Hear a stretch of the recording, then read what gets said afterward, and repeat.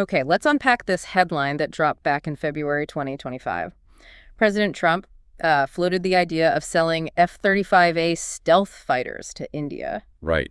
That definitely made waves. You shared a bunch of articles on this, and yeah, it really makes you wonder what's going on behind the scenes. What's the current status? Is this deal still alive?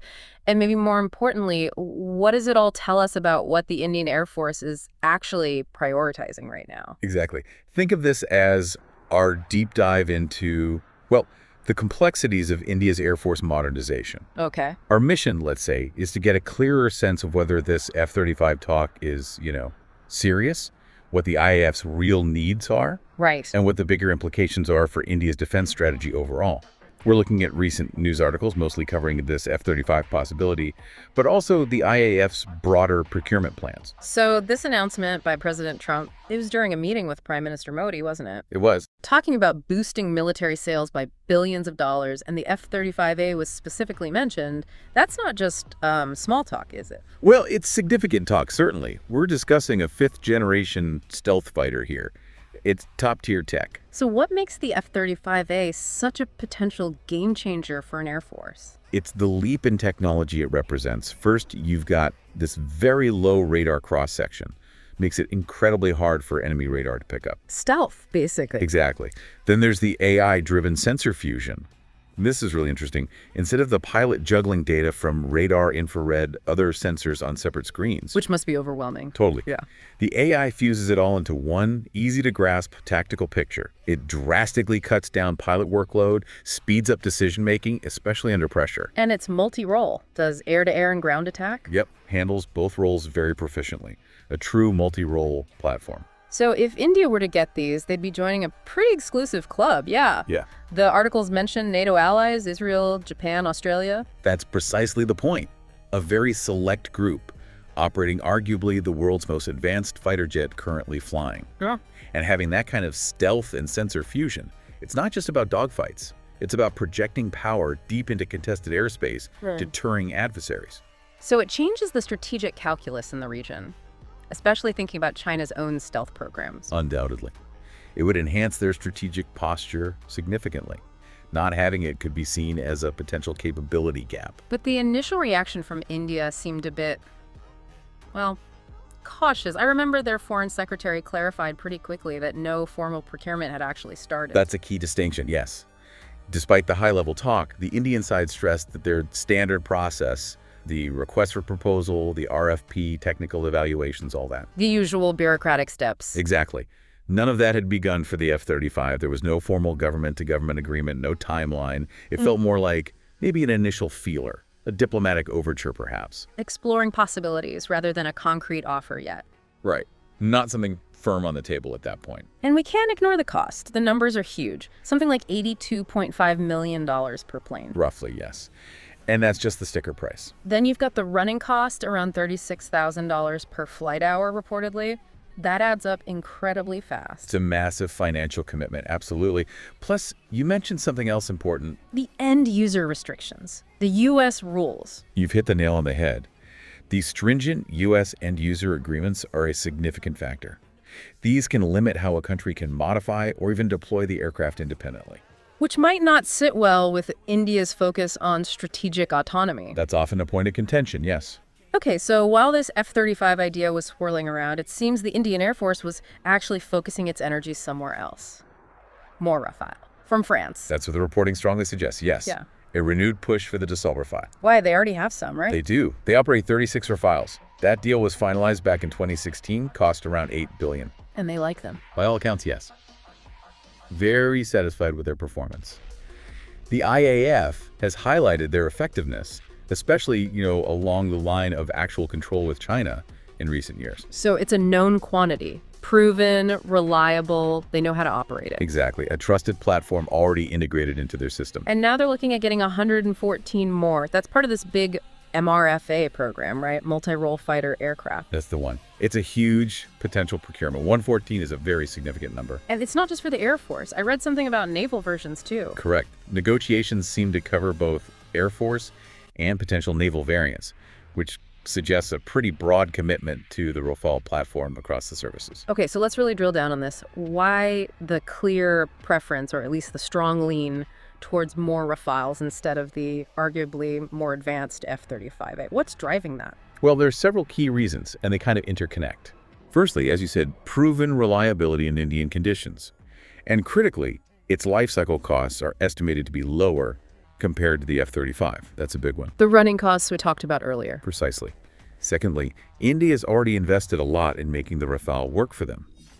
They have India-specific enhancements integrated. Like what? Things like the Meteor long-range air-to-air missile integration, adapting them to Indian infrastructure maintenance setups. So they've already built the support system around it. They have.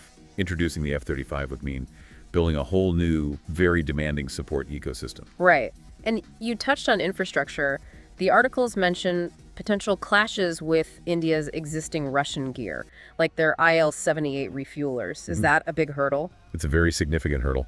The F-35 would likely need major, expensive changes to logistics, training, and ensuring compatibility with those crucial Russian systems, like the IL-78s, or even their S-400 air defense systems. Different data links, different refueling systems, not straightforward. Not at all. Potentially creates integration headaches and maybe even security vulnerabilities if not managed perfectly. Yeah. The Rafale offers a much smoother integration path. And then there's the whole Make in India angle. France seems more willing to play ball on tech transfer and local production. That's a huge factor. It's a cornerstone of India's current defense strategy, Atmanirbhar Bharat, self-reliance. Right. France has shown more flexibility on technology transfer and supporting local manufacturing through that initiative. The U.S., understandably, is very protective of the F-35's crown jewel technologies. Less willing to share the blueprints, so to speak. Generally, yes. Less open to extensive co-production or deep tech sharing compared to what France might offer with the Rafale. And let's face it, the IAF needs planes now. They're below strength, retiring older jets like the MiG-21s, the Jaguars. Absolutely critical point. The urgency is real. They're down to about 31 operational squadrons, supposed to have 42. Wow, that's a big gap. It is. And those older airframes are aging out. So the Rafale, already in service, already understood, offers a much quicker way to fill that gap compared to bringing in a brand new complex platform like the F-35. Makes sense. Faster, less disruptive. Exactly. Less risk, quicker delivery of capability. This all seems to tie neatly into India's big push for self-reliance, this Atmanirbhar Bharat idea, which brings us to their own fighter program, the AMCA. Yes, the Advanced Medium Combat Aircraft. This is central to understanding India's long-term thinking. So what is AMCA exactly? It's India's indigenous effort to develop a twin-engine, fifth-generation stealth fighter. It's a hugely ambitious project. Fifth gen, so competing in the same space as the F-35, technologically speaking. That's the goal. They have a timeline aiming for first flight around 2028, induction maybe around 2034. It's got significant government backing, about 15,000 crore in funding allocated already. And the argument is buying loads of expensive F-35s would pull resources away from getting AMCA off the ground. That's a central concern, yes. A massive investment in a foreign platform like the F-35, with its huge acquisition and lifecycle costs, could divert critical funds, technology focus, skilled people, everything, really, away from AMCA. I saw a quote somewhere, a senior official saying a big U.S. fighter deal would be a setback for their indigenous effort. Exactly. That highlights the strategic dilemma. Prioritize a foreign quick fix or stay the course on the long-term indigenous goal. So in this light, the Rafale becomes a kind of bridge, filling the gap while AMCA matures. Precisely. You can see the Rafale strategically as that crucial stopgap. It provides the advanced capability needed now and in the medium term, while India works to make AMCA a reality. And the F-35, with its high costs and limited Make in India prospects, just doesn't fit that vision as well. It clashes quite significantly with that core Atmanirbhar Bharat's objective. The long-term vision is clearly to reduce dependency on foreign fighters. Okay, let's circle back to the F-35 hurdles. Beyond cost and self-reliance, what else stood in the way? We mentioned compatibility. Right, the compatibility with existing Russian systems, the S-400, the Su-30 MKIs, that's a major technical and strategic challenge. Integrating the F-35 seamlessly would be complex, potentially even risky from a data security perspective. And geopolitically, India walks a fine line, doesn't it? Balancing relationships with Russia and the U.S.? A very delicate tightrope walk. India values its long-standing defense ties with Russia. A massive, high-profile F-35 deal with the U.S. could definitely strain that relationship. Didn't Russia offer their own stealth fighter, the Su-57, at some point? They did discuss co-production possibilities in the past, yes, though that seems less likely now. But it underscores India's need to maintain strategic autonomy, avoid over-reliance on any one partner. And those U.S. end-user restrictions again. Compared to France with the Rafale, the U.S. rules on the F-35 are generally much stricter, right? Less flexibility for India. That's generally the case, yes. France often offers more leeway for modifications or operational deployment without needing constant external approval. That aligns better with India's desire for operational independence. And finally, just the stated domestic priorities.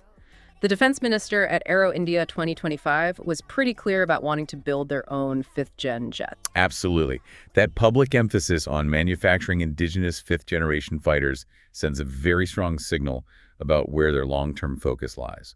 It's a national goal. So putting all these pieces together, it really feels like the F-35 idea, while maybe exciting initially, has kind of faded. I think that's a fair assessment based on the current trajectory and reporting. The stronger signals point towards the IAF doubling down on Rafale for the medium term and pouring resources into AMCA for the long term. That paints a very accurate picture.